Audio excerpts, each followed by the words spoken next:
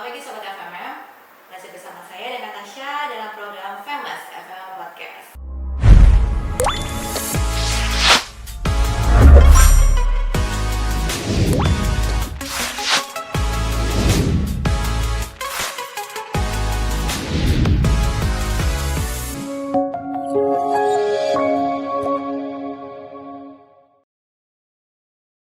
Materi Famous kita hari ini akan membahas seputar problem yang biasa terjadi di air kompresor. Tidak lama-lama, hari ini saya tidak sendiri seperti biasa. Ada narasumber yang akan menemani kita, Pak Agus Wijayanto dari Marketing Strategy Center of Expertise. Selamat pagi, Pak Agus. Selamat pagi Mbak Tasya, apa kabar? Baik. Udah lama nggak jumpa Mbak Tasya. Iya nih, udah setahun ya, Pak Agus ya. Dari materi yang terakhir ya.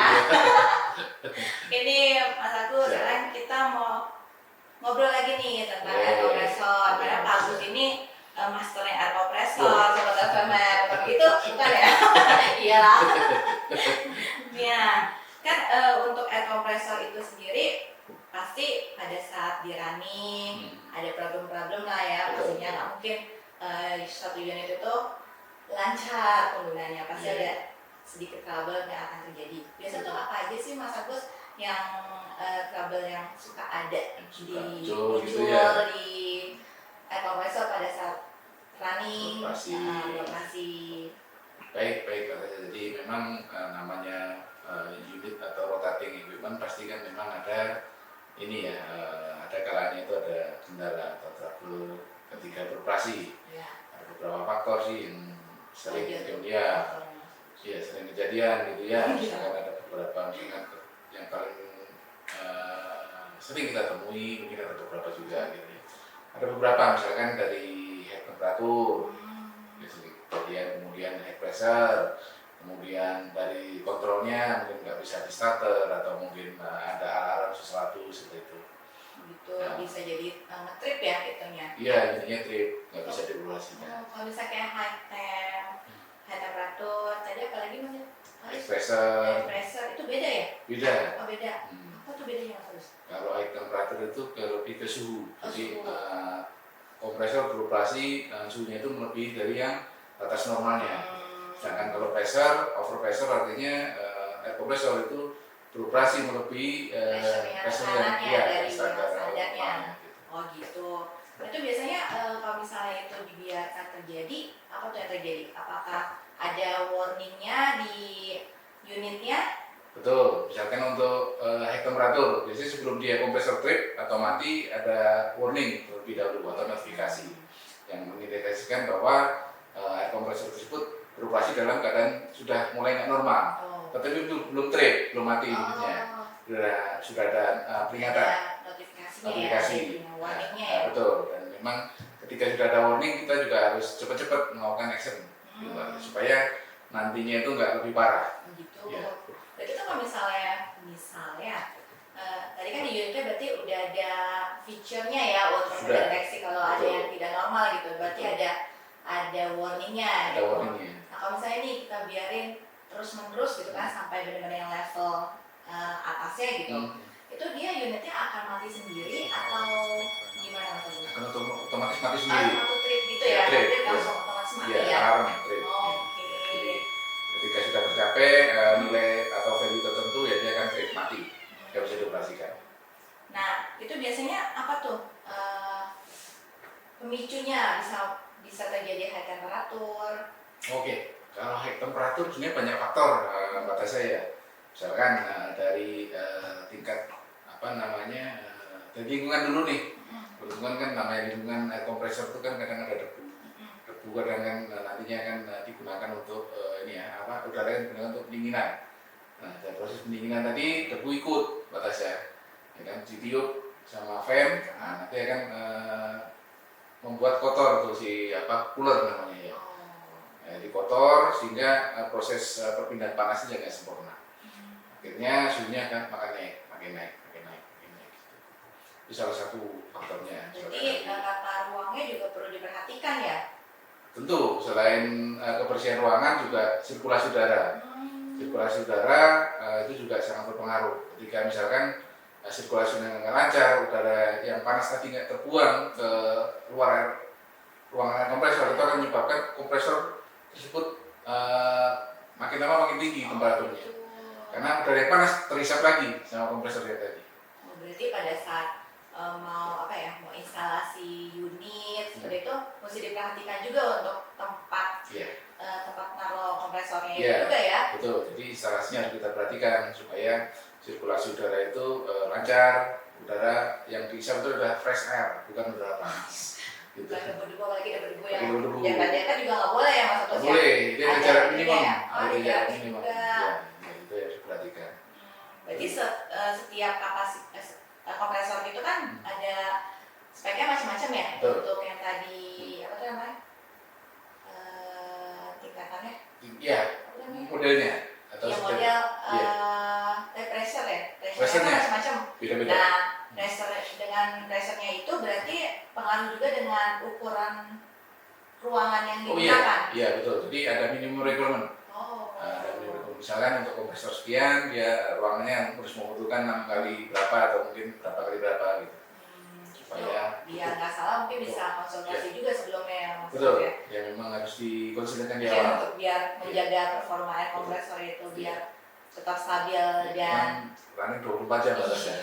Kalau mobil mungkin sekitar 1-2 jam aja runningannya. berhenti ya. Berhenti. Istirahat dulu. Ya, kompresor 24 jam. Jadi memang Biasanya dipakainya 24 jam ya 24 Mas. jam, Terus ya. ya. Di pabrik-pabrik itu ya. Ya. Oke. Nah itu kalau untuk high temperatur biasanya kan terjadi karena salah satunya karena ruangan ya. Salah satunya itu baru salah satu tuh. Apalagi kira-kira Mas? Misalkan olinya kurang. Nah, olinya kurang, pemasan itu otomatis juga berkurang kan. Ketika lubrikasi atau pemasan kurang, otomatis juga akan menyebabkan atau memicu jadi terjadinya high temperatur. Berarti ganti oli juga penting dong? Jadi penting, harus teratur sesuai dengan rekomendasi dari factory atau pabrik. Jadi itu kalau untuk penggantian oli itu juga mempengaruhi dengan jam runningnya si kompresor nggak Mas? Saya dari 20 misalnya satu customer 24 jam, customer yang lainnya cuma 5-6 jam. Nah pergantian olinya juga berbeda ya? Berbeda. Jadi kalau misalkan kompresor running misalkan asumsi ya 24 jam non-stop, nah itu 1 tahun itu bisa 8.000 jam kurang lebih. Nah di 8.000 jam itu direkomendasikan ganti oli. Kerjanya hampir sama kayak mobil lah ya, kendaraan ya, ada overhaul, ada servis berkala. Betul. Nah, kalau misalkan runningnya misalkan hanya 4.000 jam atau setengahnya atau 12 jam sehari ya mungkin maintenance-nya mungkin bisa lebih panjang ini ya. Nah misalnya Mas Agus, kalau tadi kan oli harus berkala nih. Misalnya ini olinya sebenarnya masih cukup gitu, cuman dia kotor atau segala macam. Nah itu gimana? Harus diganti juga atau sesuai dengan masanya baru diganti? Oke, sebenarnya untuk oli sendiri kita bisa ini ya melakukan namanya oil analisis. Jadi untuk mengetahui oli ini sebenarnya masih layak atau enggak layak. Ya, walaupun mungkin warnanya masih cerah atau masih kuning. Ada indikatornya juga kalau misalnya olinya udah nggak bagus atau kotor gitu. Dengan oil analisis kita bisa tahu nanti dia olinya itu kandungannya apa aja, water content-nya berapa, terus ada impurities atau enggak, kemudian ada partikel-partikel yang ikut dalam oli tadi, kita bisa deteksi itu Mbak Tasya. Itu di mesinnya ada indikatornya juga di kompresornya. Harus kita ambil sampel. Oh, sekarang bisa. Cuma kalau kasat mata gitu, secara ini nggak kelihatan. Ngaruh ke mesinnya nggak Mas? Kalau misalnya itu olinya misalnya kotor atau udah nggak bagus lah gitu. Ya pasti berpengaruh Mbak Tasya. Ke high temp tadi atau bisa ke temp atau mungkin bisa ke penyebab lainnya. Misalkan makanya olinya udah ini ya, olinya udah kotor tadi kan otomatis dia kan oli ini kan berfungsi jadi ada 3 bagian Mbak. Di kompresor ya, ada sebagai pelumas, kemudian sebagai coolant atau pendingin, sama sebagai ini seal, oil film dia kan, makanya olinya memang harus kita jaga. Dan 3 oli itu juga masih beda-beda ya? Beda-beda. Oh berarti satu kompresor itu kebutuhan olinya ada 3 macam ini ya? Satu macam, tapi fungsi 3. Oh oke. Jadi ya kalau misalnya udah ada indikator kayak gitu harus di tes olinya ya kalau misalnya aja gitu kan, kemungkinan bisa jadi dari olinya. Teorinya, oke. Jadi ada lagi berarti Apa saya. lagi Mas Nah, Agus? kita perlu cek lagi nih secara lebih detail kalau udah kayak gitu. Oh, gitu. Iya.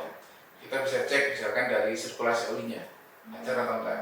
Nah, penyebab oli nggak lancar ada beberapa. Misalkan di sistem kompres itu ada namanya oil stop valve. Jadi oil stop valve itu dia seharusnya hanya menutup itu ketika unitnya stop. Nah, ketika unit running ada fail atau gagal di oil stop valve-nya, itu bisa jadi olinya nanti nggak bisa bersirkulasi. Oh, jadi dia nggak bisa berfungsi seharusnya gitu ya. Ya, jadi alirannya terhambat sehingga nantinya tidak ada pelumasan, tidak ada pendinginan di dalam kompresor. Jadilah hektem tadi. Oke. Seperti itu kurang lebih. Itu yang udah hype-nya ya. Ya, Penyebabnya. ada lain. Oh, masih banyak ya? Masih ada beberapa. Apalagi tuh? Misalkan oil filternya kotor, ya kan? Oil filter kotor kan otomatis juga seharusnya hanya berfungsi untuk memfilter, tetapi dia jadi blocking. Oli nggak bisa ngalir. Itu juga bisa jadi. Ada lagi yang lain nanti juga? Masih banyak. Karena ininya kendala apa sih yang menyebabkan itu Iya, faktornya banyak ya. Banyak. Nah, ya mungkin kalau kita udah cek tadi udah oke semua, ternyata masih hektem juga. Berarti kita harus cek lagi nih, detail-detail misalkan di dalam lagi, misalkan di kompresor itu ada namanya komponen namanya thermostatic control valve atau TCV. Nah, dia fungsinya adalah mengatur temperatur, memix temperatur oli agar temperatur tadi di kondisi temperatur yang ideal buat pelumasan tadi. Sehingga di mix sekitar outputnya itu 70 derajat Celcius. Nah, ketika komponen tadi rusak, kemudian tidak berfungsi, itu akan menyebabkan kompresornya naik temperatur. Seperti itu maksudnya. Banyak ya. Banyak. Belum semuanya ya. Belum semuanya. Nah, kalau misalkan itu udah oke semua, ya kan? Masih Masih juga. lagi. Nah, kita tinggal cek nih sekarang. Nah, mungkin kemungkinan dari mekanikalnya, dari skrunya sendiri.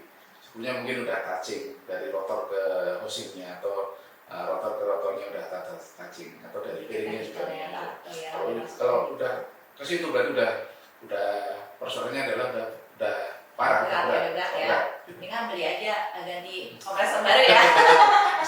bisa ganti baru atau bisa overhaul. Overhaul. Gitu. Itu sebenarnya hal-hal yang kita perlu hindari ya. Gitu. Nah, Oke, sebelum itu terjadi kita harus mengantisipasinya. betul. Cuman ketika itu semua ternyata oke semua ya, kita cek. Masih ada lagi. Jadi dari sensor temperaturnya yang bermasalah. Itu bisa ngaruh juga sensornya. Iya, sensornya kalau sudah rusak, misalkan bacaannya normalnya kita baca harusnya 70 atau 80 derajat. Dia udah membaca temperatur tadi misalkan udah 110. Nah, kan trip kompresornya. Jadi jalannya normal tapi karena sensornya nggak normal. Sebenarnya nggak masalah gitu kan. Ya fake signal bisa menyebabkan kompresornya trip. Walaupun sebenarnya kompresor masih dalam kondisi normal. Itu Oke, baik. Jadi tadi untuk kesimpulannya berarti untuk menjaga performa air kompresor itu sendiri biar nggak terjadi trouble mungkin ya. Salah satunya ya menjaga kebersihan dari air kompresor itu sendiri, lingkungannya, tempatnya kemudian sesuai. Mungkin itu sirkulasi udaranya yang paling penting ya. Dan cleaning cooler yang teratur juga. Oh, itu emang ada jadwal ya Mas Agus? Iya. Apalagi kalau misalkan lingkungannya cukup berdebu, harus sering-sering dibersihkan. Oke, berarti mesti lihat dari kondisi aktual di lapangannya juga ya. Dan level oli juga harus diperhatikan. Paling simpel dan paling sederhana ya untuk mencegah terjadinya temperatur. Ya, untuk masa pakaian Sebagai panjang ya. Terima kasih Mas Agus untuk waktunya. Terima kasih kembali Mbak Tasya. Nanti kita berjumpa lagi di materi podcast berikutnya. Baik Mbak Tasya. Semoga informasi materi podcast kita hari ini dapat berguna bagi Sobat FMM di luar sana. Oke, Mbak Tasya. Terima kasih. Di mana tidak ada pergumulan, di situ tidak ada kekuatan. Sampai jumpa di famous berikutnya. Sampai jumpa.